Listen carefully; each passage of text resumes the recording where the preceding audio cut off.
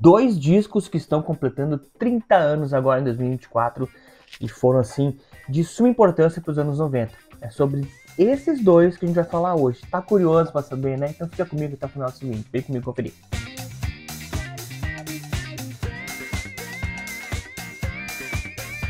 Fala pessoal, aqui é o Brody, tá começando mais o Minha Vida em Vinil e hoje a gente vai falar sobre música brasileira, mas música brasileira dos anos 90.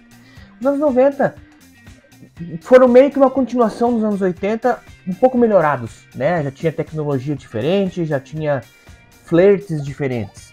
E aí, cara, em 1994, né, 30 anos atrás, arrumar o cabelo, que tá bem despenteado hoje. Duas bandas surgiram por ali, aliás, várias bandas surgiram, cara, tá? Então nós temos aí o Skank, nós temos o Patufu, e sobre isso, cara, eu vou trazer um vídeo aí muito em breve, tá? Então fiquem ligados aqui no canal, sobre alguns discos que foram, assim, importantes para essa época aí dos anos 90, né? Tanto internacionais quanto nacionais. Mas hoje eu quero falar de dois discos específicos, tá? E tenho certeza que você em casa vai gostar. São eles, cara, o primeiro disco que eu vou falar pra você. Mas antes de falar, eu quero te fazer um convite, cara. Se você ainda não é inscrito no canal, presta bem atenção. Se você ainda não é inscrito nesse canal, aqui embaixo tem um botãozinho de se inscrever. Faça sua inscrição, ative as notificações, deixa seu like e comenta se você já ouviu esses discos e qual a importância que eles tiveram aí na sua formação musical. Combinado? Então é isso, cara. Os anos 90, como eu falei, tiveram assim essa explosão, né, de bandas assim que fizeram aí, aconteceram, um pouco diferente dos anos 90, como eu disse, muito por conta da tecnologia que já existia na época, por conta de ter existido aí o grunge, já tinha nascido, vamos dizer assim, né, então explodido, e tudo isso foi virando um caldeirão aqui no Brasil, com essa mistura de música brasileira, esses ritmos brasileiros, né, e duas bandas surgiram dos lugares mais, não vou dizer inóspitos, né, cara, porque são porque são lugares brasileiros. Um lugar inóspito, para quem não sabe, é um lugar que fica assim muito longe. Uma delas até pode ser, mas veio de capitais. Duas bandas que vieram de capitais, mas de capitais inusitadas, cara, porque até então a gente só tinha música do Rio Grande do Sul, alguma coisinha do Paraná, e olha lá, muito de São Paulo, tinha muita música do Rio de Janeiro, já estava abrindo música pro estado de Minas Gerais. E aí, cara, já tinham vindo algumas bandas de Brasília, né? Lembre-se, então uma dessas primeiras bandas que eu quero te falar agora, que é essa primeira banda, aliás, que eu quero falar pra você agora, chama-se Raimundos. Então em 94 eles lançaram o disco de estreia, o Raimundos, né? E cara, quando eu ouvi esse disco, foi tipo uma porrada assim no meu ouvido, porque eu falei, caramba, cara, como ninguém nunca tinha pensado nisso antes, misturar forró com rock, né? Pegar essa questão do punk, assim, do do-it-yourself, 3 acordes, muita coisa de Ramones, Dead Kennedys que eles curtiam, né?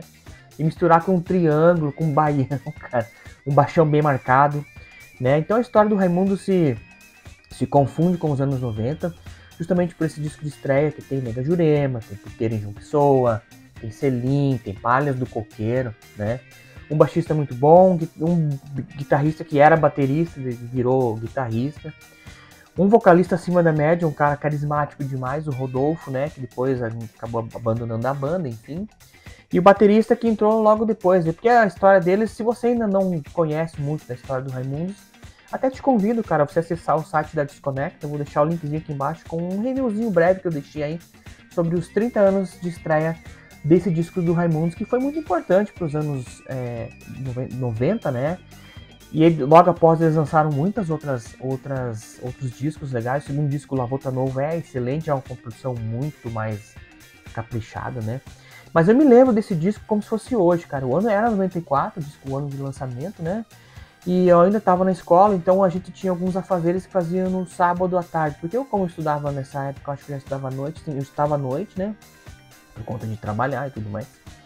E aí então a gente tinha algumas atividades que eram tipo extracurriculares, aconteciam no sábado, né? Jogos, gincana, essas coisas. A gente ia lá não pra coisa, a gente ia lá pra, cara, azarar as gatas e ouvir música. E numa dessas um brother meu, cara, levou um CDzinho que era... Sabe quando você ganha a fita cassete, mas era tipo um CD demo, cara. Não sei como que ele conseguiu o CD, tá? Inusitadamente ele conseguiu esse CD. E quando começa a tocar aquela música, eu falei, mano, Eu fiquei impressionado com esse som, cara, fiquei muito impactado. Queria saber mais, eu fui correr atrás, não acabei não comprando CD e é uma das coisas que falta na minha coleção de CDs aqui, ou mesmo de disco que agora foi relançado, não faz muito tempo aí, pela Polisson, né, o primeiro disco deles. Então é uma coisa que eu gostaria de ter, bem provavelmente que algum dia eu tenha, se Deus quiser, né? Se alguma boa alma quiser me presentear também, tá? Fica a dica. Mas esse disco me impactou assim profundamente, cara. Eu cheguei a ter camiseta da banda Raimundos, eles vieram tocar aqui na minha cidade, né? O primeiro show que eles fizeram foi cancelado porque no lugar que eles iam tocar não tinha alvará, alguma coisa nesse sentido. Era uma casa de roller, sabe aqueles patins roller? Então era tipo uma pista muito grande, assim, gigantesca mesmo. Hoje no lugar nem existe mais esse lugar, foram construídos 2 prédios, era um barracão ali. E não tinha alvará, não tinha segurança, tinha problema com bombeiro, coisa de incêndio e tal. E eu, poxa, tinha ganhado ingresso, não consegui ir. Aí quando eles voltaram depois, que quem tinha esse ingresso podia ir nesse show, né? Porque eles ficaram me vendo. Antes de sair de casa, uma vizinha, a vizinha da minha mãe ali, quando eu morava com a minha mãe, então já dirigia, né, cara? Pá, vou com o carro, papapá. A pessoa dá o ré e bate na lanterna dianteira do carro do meu pai, acaba estragando a lanterna e eu acabei ficando sem ver os Raimundos, então nunca tive essa oportunidade de ver o Raimundos com o Rodolfo. Logicamente que depois, com o Digão nos Vocais, eu já assisti alguns shows, enfim, muito legal também, mas eu gostaria de ter assistido essa com o Rodolfo, porque, cara, era um alvoroço, assim, a banda, sabe? Todo mundo gostava, eram meninos, meninas, e era... Cara, todo mundo foi, menos eu. Mas é isso, cara. Essa é a minha história com a banda Raimundos, uma banda que de volta e meia eu ainda ouço. Aqui no canal, inclusive, cara, se você clicar nesse cardzinho aqui, você vai ver que tem... O que tem, cara? Eu vou te falar. Tem uma entrevista com o Digão do Raimundos que eu fiz há uns 2 anos atrás. Aí a gente comenta sobre a história da banda dele. Então, se você clicar no cardzinho ali, você vai poder acompanhar essa história, tá? E o segundo disco, cara, também é um disco que foi lançado recentemente pela Polisson, também em disco de vinil, né? É um dos últimos bandas que teve discos de vinil lançado, então tem a versão original que circula por aí, muito cara, já vi com valores bem estratosféricos. Lógico, você ter a versão original é muito mais legal que a Repress, mas enfim, uma coisa não deixa nada a desejar com a outra, tá? Que eu tô falando agora desse disco que hoje, justamente hoje, no dia 9 aí de abril, né, está completando, então, sabe quanto tempo, cara? 30 anos também, que foi lançado em dia 9 de abril de 2000, de 94. Tô falando de Da Lama ao Caos, do Chico Science e Nação Zumbi. Cara, essa banda, quando surgiu, lá em Pernambuco, mostrou pra gente que o Brasil é um celeiro musical, então em todas as regiões brasileiras tinham bandas importantes fazendo rock, um rock muito legal, cara. Pernambuco, Pará, Amazonas, sei lá, cara, Roraima, tem muita banda lá pra cima, uma cena muito forte. Mas essa cena que veio acompanhada aí, da qual o Chico Science faz parte, né, encabeçou, aliás, chama-se Mangue Beat, cara. Então, o que acontece? Acontece que o Chico Science era um cara já assim, bem à frente do seu tempo, né? Ele trazia assim uma bagagem de cultura popular muito grande, né?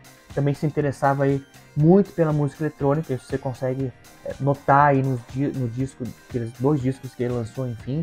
E o músico havia passado por diversas fases, né? Sempre tentando assim, naquela busca de se expressar por essa essência que ele teve, né? E tem um livro aí, cara, que é do... Já vou te dizer, tô pegando minha colinha aqui, ó. Do José Teles, onde ele reconstitui, assim, toda a história do Mangue Beat, né? Então, esse jornalista conta nesse livro que esse movimento Mangue Beat aí não é bem um movimento, né? Mas sim uma troca de ideias e de influências de toda uma geração. O disco Da Lama ao Caos, então, ele acaba impactando aí a música brasileira com essa visão mais nova, né, sobre o tradicional e o moderno. Então esse aqui é um disco assim muito à frente do seu tempo, né? E apesar de tudo isso, cara, nesse livro aí do José Teles, ele ainda ressalta que esse foi um dos álbuns mais influente, foi mais influente, aliás, do que popular, o que acabou frustrando um pouco as gravadoras, né, cara, porque eles achavam que eles iam encontrar um novo Axé Music e acabou não rolando isso, né, bicho? Então é isso, cara, é um disco, como ele mesmo fala aí, modernizar o passado é uma evolução musical, né, Chico Science. E é assim que esse disco que coloca então a capital pernambucana no radar aí, na cena, como se fosse no epicentro mesmo dessa cena cultural dos anos 90, né? E aí tudo que tem ali, cara, começa aliando aí essa crítica social, né? Com essa mistura de ritmos que além do eletrônico tinham o rap, tinham o rock, o thrash metal, com o maracatu, cara, as manifestações da cultura popular, né? E foi lançado em 94 e com um show lá no Circo Voador, no Rio de Janeiro, cara, que acabou ajudando, então impulsionando a carreira deles, né? Foi produzido pelo Liminha, grande Liminha. E deu uma reviravolta em toda a música brasileira, como eu falei, cara. E nessa gravação, o Liminha teve que usar um pouco de overdubs, né, cara? Que é a gravação, em cima da gravação, para dar um peso a mais, porque como eles não tinham bateria, eram tambores, né? Então o pessoal da percussão, muito grande assim, funcionava muito bem em cima do palco, mas na hora de gravar faltava um pouco, mas aí é onde entra a mão do produtor e a gente consegue ouvir esse disco aí que a gente gosta e ama de paixão, cara, que realmente foi um dos discos mais importantes para a cena musical dos anos 90. Cara, que disco maravilhoso. Teve um sucesso internacional também, né, mostrando que o pernambucano e toda essa cena mais regionalizada aí, que era sim possível você fazer música em diversas localidades que não fossem somente as capitais, né, cara. Foi um movimento que não parou mais.